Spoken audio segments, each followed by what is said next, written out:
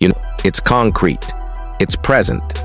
And even though I've watched dozens of games, when the camera closes in on him, he holds the ball above his head, and for a second, a thought crosses my mind. My God, he's a real Laker. And honestly, that alone has already changed everything in the NBA this season. The trade that brought this player to Los Angeles wasn't just a common mid-year move.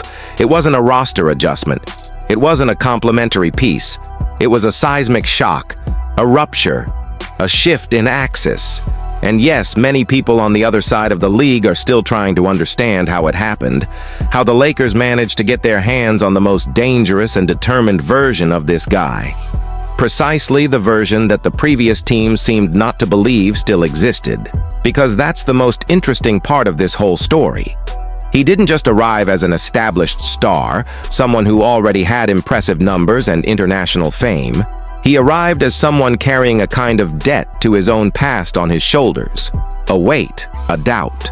He arrived as someone many considered to be at the most vulnerable point in his career, discredited, criticized, questioned physically, labeled as someone who might never again reach the potential the world saw in him years ago. But what nobody expected, absolutely nobody, is that he would appear in Los Angeles lighter, faster, more mature, and above all, hungrier than ever. He didn't just come to play basketball, he came to prove a point. And when a player with that kind of talent steps onto the court with something to prove, the entire league feels the impact. Today, he leads the NBA in points per game. He doesn't lead by chance, he doesn't lead because of accumulated statistics. He doesn't lead because he's forcing shots. He leads because he's simply unstoppable. Some nights you look at the stat box and it feels like you're reading video game numbers. 38, 42, 47 points. It's no longer a surprise. It's routine. He's already had several games above 40 points, and each one seems more efficient than the last. It's not just volume. It's control. It's dominance. It's precision. And the most impressive thing, he's doing all this playing with an absurd composure. It seems he's finally found an environment where he doesn't have to carry everything alone, where he doesn't have to fight with his own organization to compete, where he doesn't have to battle invisible walls. In Los Angeles, he found a space where pressure exists, of course, because it's impossible to play for the Lakers without pressure, but it's a pressure that resonates with who he is. A pressure that fuels, not destroys. The Lakers' offense today revolves around him in an almost poetic way. He conducts the game at his own pace, speeding up when he wants, slowing down when he deems necessary, and creating shots that simply shouldn't exist. But perhaps the most underrated aspect of all this is something few people talk about. He's been playing defense. No, he's not going to become an elite defender. That would be stretching the narrative too far. But he's committed. He's focused. He's stealing balls, contesting shots, moving with more lateral agility. And when a player with such a heavy offensive burden dedicates energy to defense, that says a lot about where he is mentally. His chemistry with the rest of the team is also something no one expected so quickly. Austin Reeves has elevated his own game in an absurd way. He's putting up star numbers, playing with a confidence that only exists when there's a system that works. And that system exists because the Lakers' new star is making the team breathe basketball the right way. He doesn't just finish, he creates. He manipulates defenses. He speeds up or slows down the game like a conductor leading an orchestra. And then you put LeBron James into the equation. The man who's in his 22nd, 23rd season and still produces like he's in his 12th. LeBron's experience, combined with the peak of this new player and Reeves' evolution, has created something few teams in the world can handle. A trio of control, explosiveness, and intelligence that seems to complement each other naturally. But perhaps the most symbolic moment of the season happened off the court. In a recent interview, he spoke with a sigh. The story resonated even with those who aren't Lakers fans. He spoke about growing up watching the idols who played in Los Angeles.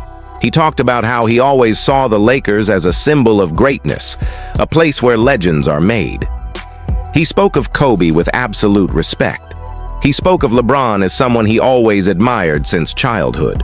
And for the first time, he made it clear that he sees himself as part of that continuity, as part of history, as someone who wants to leave his mark on that same court where so many generations left theirs. And when a player says he wants to be the next to lift a trophy for the Lakers, that's not just talk. That's competitive DNA. That's a hunger for titles. That's the mentality that made the Lakers what they are.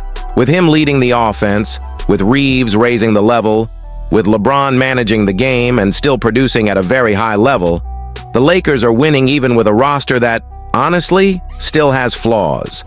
They're not the perfect team. Far from it. There's a lack of defensive depth in some positions. There's a lack of consistency in three-point shooting. There's a lack of stability on the bench. Yet, they're winning. They're at the top. They're competing. They're causing problems. And all this because of the gigantic impact this player has brought. And that's what makes the future so interesting. Because if they're already dangerous with an imperfect roster, imagine what they could be like with adjustments. Imagine more shooters. Imagine a top 10 defense. Imagine a solid bench. Imagine more physically explosive athletes around him. The league doesn't want to imagine that. The league is afraid of that. And it's no exaggeration to say that if nothing goes wrong, if he stays healthy, if the team makes smart moves, this could be the year the NBA sees a new face raise a trophy wearing purple and gold.